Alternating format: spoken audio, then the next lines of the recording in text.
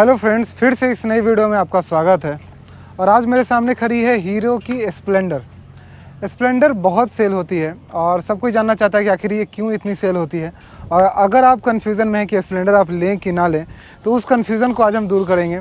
साथ ही साथ जो नई BS6 वाली ये 100 मिलियन एडिशन वाली स्प्लेंडर आई है, इसमें क्या खास बात है ये भी डिस्कस करेंगे।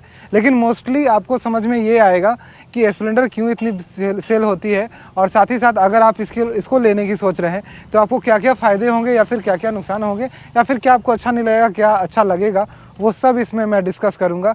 स्प्लेंडर चलाते हुए एक ज़माना हो गया लोगों को, और हर घर में हर गली चौराहे में आपको जो है स्प्लेंडर मिलती ही है।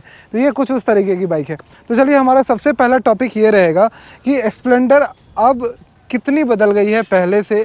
क्योंकि पहले वाली स्प्लेंडर काफ़ी ज़्यादा हमें अच्छी महसूस होती थी। अभी लगता है लोगों को थोड़ा शक होता है कि BS6 में आने के बाद थोड़ा सा इसमें कुछ चेंज हो सकता है कि आ गया हो। लेकिन BS6 में आने के बाद मुझे नहीं लगता ऐसा कोई चेंज आया है। बस जो कंप्लायंस इंजन है वो चेंज हो गए हैं हमारा। बस इंजन को जो तेल देने का तरीका है वो बस बदल गया है। बाकी ये इंजन वही है, थोड़े मोरे चेंजेस जो है किए गए हैं। तो बेसिक अगर तौर पे देखे जाए तो जो रॉ चीज़ होता है, जिसके बेस पे एक गाड़ी एक बाइक चलती है, उसमें कोई बहुत ज़्यादा बदलाव नहीं है। हाँ, ये पोल्यूशन कम करने के लिए उस तरीके से डिज़ाइन अब इंजन कर दी गई है। अब इसके आगे हम आते हैं तो बाकी ओवरऑल इसके अगर चेसिस की डिज़ाइन करें देखें, या फिर इसका ग्राउंड क्लियरेंस देखें, या फिर इसकी हैंडल ETC कोई भी चीज़ अगर देखिएगा आप, तो ऐसा कोई चेंज नहीं किया गया है। ये अब पहले से थोड़ा आकर्षक दिखती है अगर आप देखिएगा तो। और ख़ासकर ये 100 मिलियन एडिशन है तो ये थोड़ा सा और ज़्यादा अच्छा दिखता है, क्योंकि इसमें आपको जो अलॉय मिलते हैं वो ब्लैक मिल जाते हैं, और कुछ डिफरेंट जो कलर्स मिल जाते हैं। कहीं कहीं गोल्डन कलर में आपको लिखा हुआ मिलेगा 100 मिलियन एडिशन। अब हमारा टॉपिक ये आ जाएगा, बाकी आप बाइक को देखते रहिएगा। अब हमारा टॉपिक ये आ जाएगा कि बाइक ये क्यों इतना सेल होती है और क्यों लोगों को लेना चाहिए। तो चलिए, मैं सबसे पहला इसका आपको बात बताता हूँ कि जो लोग बहुत ही छोटे शहरों में रहते हैं और उनको बहुत ज़्यादा इस्तेमाल करना है बाइक अपने लोकल के लिए, तो और कम तेल भी उनको खर्च करना है, क्योंकि आज के डेट में पेट्रोल का प्राइस ज़्यादा है तो माइलेज भी आपको अच्छा चाहिए। तो ये बाइक इतनी छोटी हल्की सी हो जाती है। मतलब हल्की तो नहीं है, इसका वेट ठीक ठाक है, लेकिन इतनी आराम से आप इसको हैंडल कर सकते हैं कि आप कहीं भी लेके जाइएगा ना, लोकल में कितना भी देर इसको चला लीजिए, आपको स्ट्रेस नहीं होता है, जो कि एक बड़ी बाइक में जनरली होता है। या फिर अगर कोई ऐसी बाइक हो जिसका वजन ज़्यादा हो तो थोड़ा स्ट्रेस होता है कि हाँ भाई, बार बार हैंडल घुमा रहे हैं तो थोड़ा सा अगर लेफ़्ट या राइट ऐसा वजन दे रही है। लेकिन ये बाइक बिल्कुल आप समझ सकते हैं एक साइकिल की तरह आप इसको ऑपरेट कर सकते हैं। ये इतनी हल्की आपके पैरों में महसूस होती है। इसका एक और कारण है जब सबसे ज़्यादा सेल करने का, कि ये बहुत अच्छा माइलेज देती है। तो माइलेज भी आपको जो इसमें आपको मिलेगा वो 60 के अप्रॉक्स के आसपास आपको माइलेज मिलता रहेगा। वैसे तो कुछ इंप्रूवमेंट्स ऐसे हीरो करता रहता है, लेकिन average and full tank to full tank आपको इसके आसपास का माइलेज मिल जाएगा।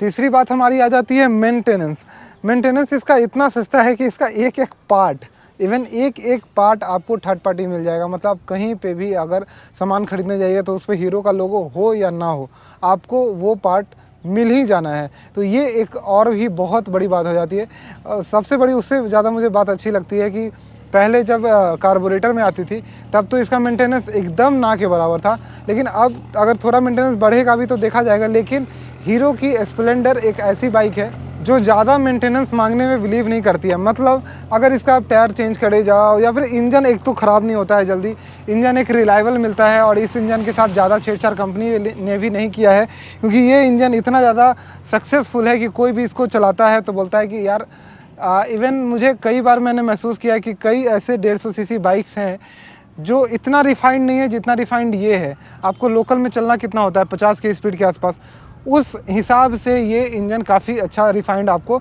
मिल जाता है। मिलेनियम एडिशन में एक और आपको ख़ास चीज़ मिलेगी जो मैं आपको बताना चाहूँगा, कि इसमें आपको ट्यूबलेस टायर्स मिल जाते हैं, जो कि अच्छी है। ऐसे नॉर्मल जो है आपको डीलक्स के रेंज के आसपास आपको ट्यूबलेस टायर नहीं मिलते, ट्यूब टाइप टायर मिलते, लेकिन यहाँ आपको ट्यूबलेस टायर मिल जाता है। अब लास्ट पॉइंट मैं ये आपको बताना चाहूँगा कि अगर आप स्प्लेंडर लेना चाह रहे हैं तो एक कारण हो सकता है कि नहीं लीजिएगा और एक कारण हो सकता है कि लीजिएगा, तो इसमें दोनों ही चले जाते हैं। तो अगर आपको बहुत ज़्यादा लॉन्ग टूर्स करना है, आपको पता है कि आपको वीकली बेसिस पे थोड़ा लंबा जाना है, तो आप थोड़ा सा माइलेज को अवॉइड कीजिए और कोई मतलब 125 या 150 सीसी सेगमेंट में जाइए अगर आपको 100 किलोमीटर मतलब आपका रनिंग जो है वो लॉन्ग टूर्स में ज़्यादा है, क्योंकि ये बाइक आप लॉन्ग टूर्स में जो है 60 के एवब जब जाती है तो ये थोड़ा सा अनकम्फर्टेबल फील होती है। 50 के स्पीड तक ही ये जो है कंफर्टेबल फील होती है। तो लॉन्ग टूर्स में आप इसको इस्तेमाल ना करें, और ज़्यादा आपका इस्तेमाल है तब, अगर कभी कभी जाते हैं तो ऐसा कोई दिक्कत नहीं है, लेकिन ज़्यादा है तब दिक्कत है। उसके बाद दूसरी प्रॉब्लम ये है कि अगर आपका हाइट बहुत ज़्यादा है तो आप कोशिश करें 100 सीसी की ही जो लंबी बाइक्स आती है, जैसे पैसन हो गई और डिफरेंट कंपनीज़ की अगर लंबी बाइक आती है तो उनको ले, क्योंकि इसका हाइट सिर्फ 765 mm है। तो 5.6 इंच के साथ भी आप देख रहे हैं कि मेरा पैर फ्लैट होने के बाद भी कर्व है, तो ये काफ़ी छोटी बाइक है। तो जिस तरह से ये जो लंबे लोग हैं उनके लिए उतना अच्छी नहीं है, उसी तरीके से जो लोग का हाइट कम है उनके लिए उतना ज़्यादा बेनिफिशियल हो जाता है। तो अगर आपकी हाइट कम है तो डेफिनेटली आपको कोई इधर और नहीं देखना चाहिए, स्प्लेंडर की तरफ देखना चाहिए, क्योंकि इसका आपका हाइट कम होगा तो ऑब्वियसली आपका वेट भी थोड़ा कम ही होगा, तो आप आराम से इसको हैंडल कर सकते हैं। इवन ये बाइक इतनी कम है कि मैं आपको दिखाऊं कि कितना भी झुका के मैं इसको उठा सकता हूं, तो ये काफ़ी हैंडी मतलब एक हैंडल हाथ में आने वाली बाइक है, किसी भी तरह आप इसको चला सकते हैं। अब लास्ट पॉइंट हमारा आ जाता है कि प्राइस सेगमेंट क्या आएगा। तो अगर इसके प्राइस सेगमेंट की बात करें तो ये आपको 78 से 82 हज़ार के रेंज में मिल जाएगी। आप खुद थोड़ा सा ये जो 10 मिलियन एडिशन 100 मिलियन एडिशन है और भी कुछ डिफरेंट जो है इसके नेम है, उसके अनुसार आप देख सकते हैं ये आपको 82-83 हज़ार रुपये तक अलग अलग स्टेट्स में आपके अनुसार आ जाएगी। तो एक अफोर्डेबल भी बाइक हो जाती है कि सस्ते में 100 सीसी बाइक रिलायबल। अगर आपको ज़्यादा यूज़ करना है लोकल में और लगातार यूज़ करना है, टेंशन फ्री बाइक लेनी है, तो आप स्प्लेंडर की तरफ ज़रूर जाएं। मैं रेकमेंड करता हूं स्प्लेंडर के लिए, मुझे कभी भी शिकायत नहीं होती है। आप कभी भी स्प्लेंडर अगर मुझसे पूछिएगा कि आपकी मनपसंद बाइक स्प्लेंडर है तो मैं लेने के लिए ऐसे हाँ बोल देता हूं। बस जिनका हाइट ज़्यादा है, जिनको लॉन्ग टूर करना है, उनको मैं मना करता हूँ कि ठीक है उनको जो है दिक्कत होगी, या फिर जिनका वेट भी ज़्यादा है उनको भी मैं मना करना चाहूँगा कि आप स्प्लेंडर की तरफ ना जाएँ, आप अदर ऑप्शन जो है चूज़ कर सकते हैं। अब इसके थोड़े से और फीचर्स की हम बात करें तो फीचर्स में आपको जो है कुछ चीज़ें मिल जाती हैं, जैसे कि i3s वाली मॉडल है, आप बिना i3s वाली मॉडल ले सकते हैं। और अब जो ऐड किया गया है वो साइड स्टैंड, i3s और इंजन चेक लाइट ऐड किया गया है ताकि आप आराम से इसको चलाएं, ज़्यादा कुछ दिक्कत ना हो। IBS ऐड किया गया है ताकि आपका जो ब्रेकिंग है वो थोड़ा मजबूत हो, अगर आप पीछे का ब्रेक लेते हैं तो भी आपका आगे का ब्रेक लगे, वो सारी चीज़ें यहाँ पे की गई हैं। बाकी हम और पीछे की ओर देखें तो जैसा मैंने आपको ट्यूबलेस टायर बताया, क्रोम फिनिशिंग, वो सारी चीज़ें ऑलमोस्ट सेम है। मुझे ऐसा कुछ लगता ही नहीं है कि मैं इसमें आपको कुछ नया बताऊं या बाइक को दिखाऊं। हाँ, और अब मैं आपको एक बाइक का इंजन का साउंड सुनाता हूं, उसके बाद मैं आपको चलाकर बताऊंगा। तो ये इसका इंजन का साउंड है इस तरह का, तो कोई बहुत ज़्यादा चेंज नहीं हुआ है। अगर आप 150 सीसी सेगमेंट्स की साउंड में जाइएगा तो उसमें आपको ज़्यादा चेंज नज़र आता है, लेकिन यहाँ पे चेंज नहीं नज़र आता है। चलिए इसको चला कर देखते हैं कि चलने में कैसी है। वैसे तो सबको ही जानते हैं, लेकिन फिर भी मैं आपको एक ओवरव्यू दे रहा हूँ। तो चलिए इस बाइक को अब चला कर देखते हैं चलने में कैसी है। स्टार्ट करके पहले मैं आपको इंजन का साउंड सुनाता हूँ।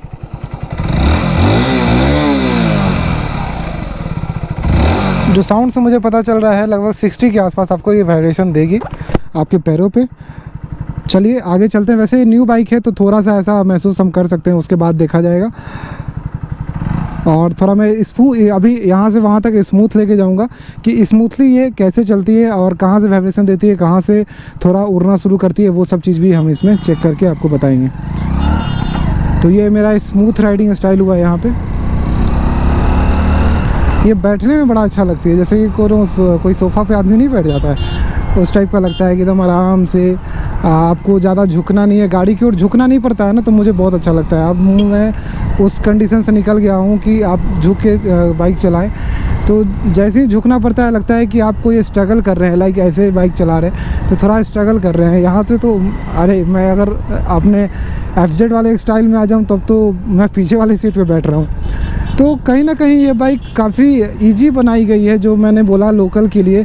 अब जैसे भी चलाएं, जो भी चलाएं, ज़्यादा दिमाग नहीं लगाना है इसको चलाने में।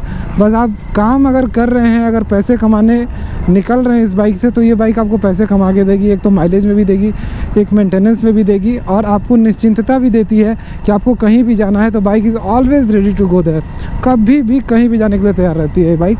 तो ये एक बहुत ही अच्छी खासियत मुझे लगती है इस बाइक की। चलिए यहीं से हम बहुत ज़्यादा इसको नहीं चलाएंगे, इस बाइक के बारे में मुझे बहुत सब कुछ पता है, क्या आपको बताऊंगा। चलिए एक बार हम इसको थोड़ा सा रेव ऑन करते हैं। डेफिनेटली टेस्ट राइड वाली बाइक है, जब कभी भी आप पटना में रहते हैं तो पाटलिपुत्रा मोटर्स में आके आप टेस्ट राइड कर सकते हैं। वो मैं श्योर था 60 के आसपास जो है आप जाइएगा तो वाइब्रेशन करेगी। अगर आप 50 के आसपास चलते हैं तो आप आराम से किसी भी लॉन्ग टूर को आराम से तय कर सकते हैं और साउंड भी थोड़ा चेंज हो जाता है। लेकिन अगर 50 के स्पीड में चलाए तो हमारा साउंड भी नॉर्मल रहता है और अच्छे से चलते रहती है। Genuine bike, genuine review. तो ब्रेक जो है इसमें ड्रम ब्रेक है और उसका अगर आपको अंदाज़ा नहीं है तो मैं आपको बता दूं कि ड्रम ब्रेक आराम से इसका लगता है। जब से ये CBS में आई है तो आपको ऐसा नहीं बहुत ज़्यादा महसूस होगा कि आपकी बाइक जो है वो रुक नहीं रही है, आप आराम से इसको रोक ही सकते हैं। जितना वेट है इसका और जितना इसके पास स्पीड है उसके अनुसार आपको क्या ही चाहिए। तो यही थी मेरी वीडियो इस बाइक की। Bye bye.